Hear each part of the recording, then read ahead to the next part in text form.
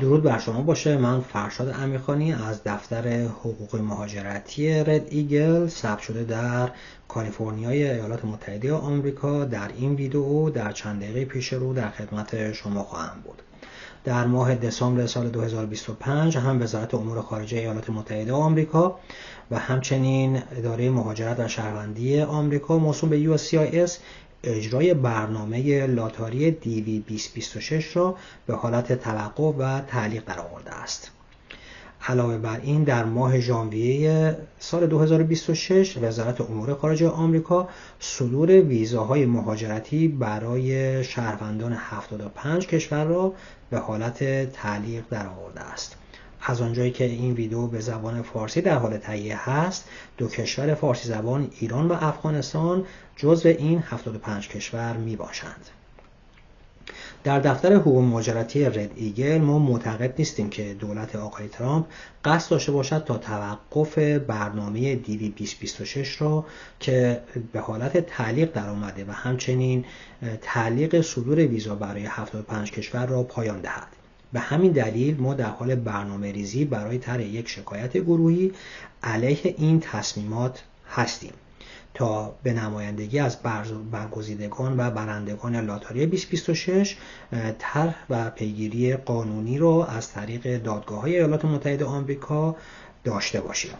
در این شکایت گروهی ما قانونی نبودن توقف دیوی 2026 و همچنین تعلیق صدور ویزا برای 75 کشور را به نمایندگی از موکلان خود به چالش خواهیم کشید. از قاضی پرونده درخواست خواهیم کرد تا هر دو توقف را در مورد شاکیان شرکت کننده لغو کند.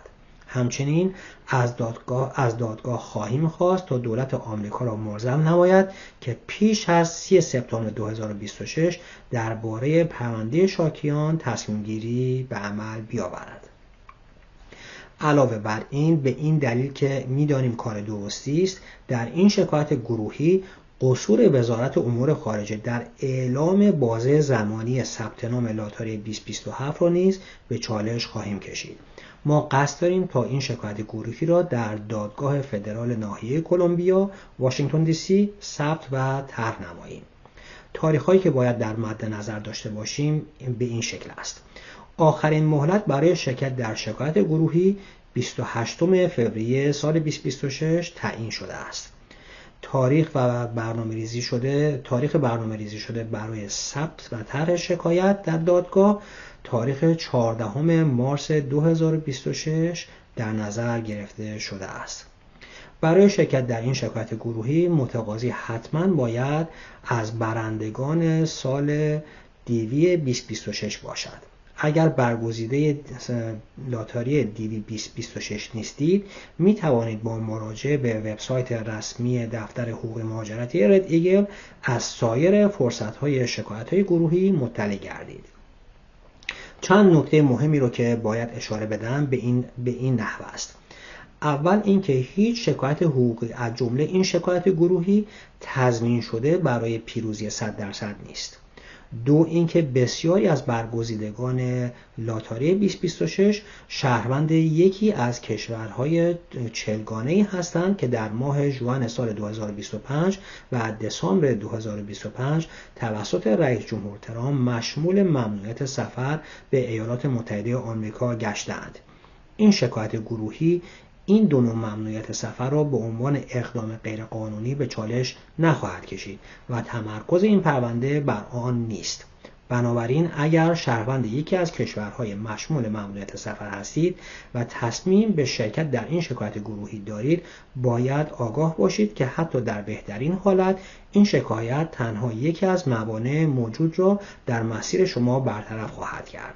چرا که منطقی به این شکل است که باید این موانع یک به یک از سر راه تقاضای ویزای شما برداشته شود.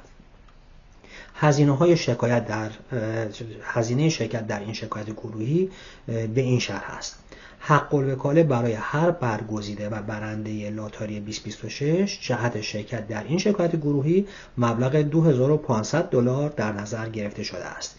این مبلغ شامل کلیه اعضای خانواده و وابستگان ایشان در یک پرونده در واقع خواهد بود.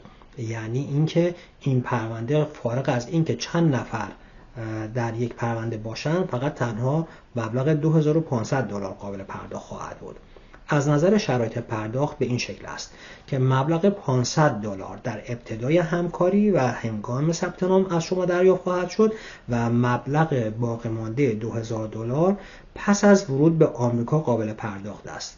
و اگر افرادی هستند که داخل آمریکا هستند و در واقع در لاتاری 2026 برنده شدند، پس از تایید فرم آی 485 آنها این مبلغ قابل پرداخت خواهد بود. همچنین امکان پرداخت بخش معوق به صورت اقساط ماهانه $250 نیز وجود دارد. توجه اینکه تمام شرکت کنندگان در شکایت گروهی متعهد هستند پس از ورود به آمریکا با ویزای دیوی 2026 و یا پس از انجام تغییر وضعیت بر اساس دیوی 2026 مبلغ معوق را پرداخت نماید.